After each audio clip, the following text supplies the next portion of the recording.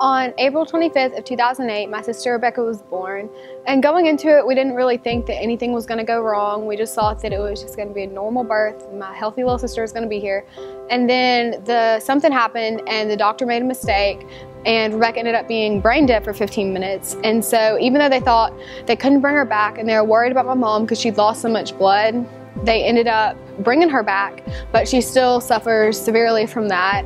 I've trusted in the bigness of God through this tragedy because it's totally given me a whole new perspective on everything, and it just makes me realize that what they tell you in church about this life not like being the big deal that we think it is, it's actually true. Because if I don't have that mindset that I'm gonna get to see Rebecca in heaven and that we're gonna get to spend eternity together, then I don't know how I would cope with it. Because just knowing that I'm going to be able to see her in heaven and that we're going to be able to actually get to know each other like we can't here because she's so disabled, but we'll get to know each other.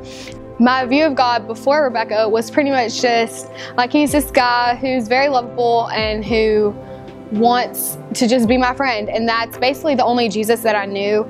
And then once Rebecca happened, I realized that God allows His people to go through hard times because if you're really with Him, it brings you closer to God.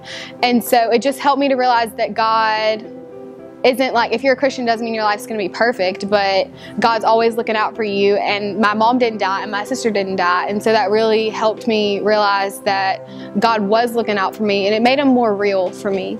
Through this tragedy that's happened with Rebecca, I found myself oftentimes like falling into anxiety and fear, and it's really hard because the only way that I could get out of it was to go to God. And I remember I was in 3rd grade and I could not sleep. I just had this dream that Rebecca had died, and so I woke up and I went out and I told my parents about it. And I remember that was like the only time that I've ever seen my dad cry, and it was just really hard for me because I was struggling with this fear and anxiety, and I knew they were too, and it was just a really huge deal. And now there's constantly every single day like never knowing, well, when's she gonna die, what's gonna happen, because no one's really been like her before. I didn't even think she would live this long. So that's constant fear and anxiety that it'd be so easy for me to let that consume my life. But if you're here and you're struggling with fear and anxiety and you feel like you've just become a slave to fear, I would just encourage you to just find your hope and your strength from God, and just to make sure that you remember that God is always bigger than your struggles.